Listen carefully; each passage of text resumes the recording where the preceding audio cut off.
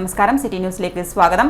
Railway station കവാടത്തിന് മുന്നിൽ അർദ്ധരാത്രി west Bengal സ്വദേശിയെ കുത്തിക്കൊലപ്പെടുത്താൻ ശ്രമിച്ച സെക്സ് റാക്കറ്റിൽപ്പെട്ട 3 പേരെ ടൗൺ പോലീസ് അറസ്റ്റ് ചെയ്തു. തിരുവനന്തപുരം വെഞ്ഞാറമൂട് വേളാവൂർ സ്വദേശിയായ മുത്തു, കണ്ണൂർ ആയിക്കരയിലെ ഫാസില, കൊല്ലം സ്വദേശിനിയും കക്കാട് താമസക്കാരിയുമായ സഫൂറ എന്നിവരെയാണ് ഇൻസ്പെക്ടർ ശ്രീജിത്ത് കൊടേരിയും സംഘവും അറസ്റ്റ് ചെയ്തത്. ചൊവ്വാഴ്ച പുലർച്ചെയാണ് വെസ്റ്റ് ബംഗാൾ സ്വദേശിയും നഗരത്തിലെ ഹോട്ടൽ തൊഴിലാളിയുമായ രഞ്ജിത്ത് മങ്കാറിന് വയറിൽ കുത്തേറ്റത്.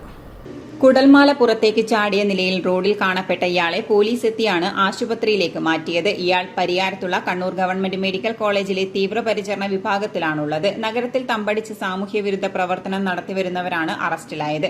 അറസ്റ്റിലായ സ്ത്രീകളുടെ അടുത്ത് ചെന്ന് രഞ്ജിത്ത് മങ്കാർ അവരുമായി പിടിവലിയുണ്ടാവുകയും ഇതിനിടെ എത്തിയ സഫൂറയുടെ കാമുകൻ കൂടിയായ മുത്തു കത്തികൊണ്ട് വയറിന് കുത്തി പരിക്കേൽപ്പിക്കുകയായിരുന്നുവെന്നും പോലീസ് പറഞ്ഞു. പിടിച്ചുപറിയാണ് മുത്തുവിന്റെ പ്രധാന തൊഴിൽ. സംഭവശേഷം മുത്തു സ്ഥലത്തുനിന്ന് ഓടിപ്പോവുകയും സ്ത്രീകൾ സമീപത്ത് നിൽക്കുകയുമായിരുന്നു. സ്ഥലത്തെത്തിയ പോലീസ് സംശയം തോന്നിയ ഫാസിലയെയും സഫൂറയെയും കസ്റ്റഡിയിലെടുത്ത് ചോദ്യം ചെയ്തപ്പോഴാണ് വധശ്രമത്തിന്റെ വിവരം പുറത്തായത്. സംഭവ സ്ഥലത്തിനടുത്ത് ലോറി സ്റ്റാൻഡിൽ 1.5 വർഷം മുമ്പ് ലോറി ഡ്രൈവർ കുത്തേറ്റു മരിച്ച സംഭവത്തിന് പിന്നിലും സാമൂഹ്യ വിരുദ്ധരുടെ കൈകൾ ഉണ്ടായിരുന്നുവെന്നും പോലീസ് പറയുന്നു.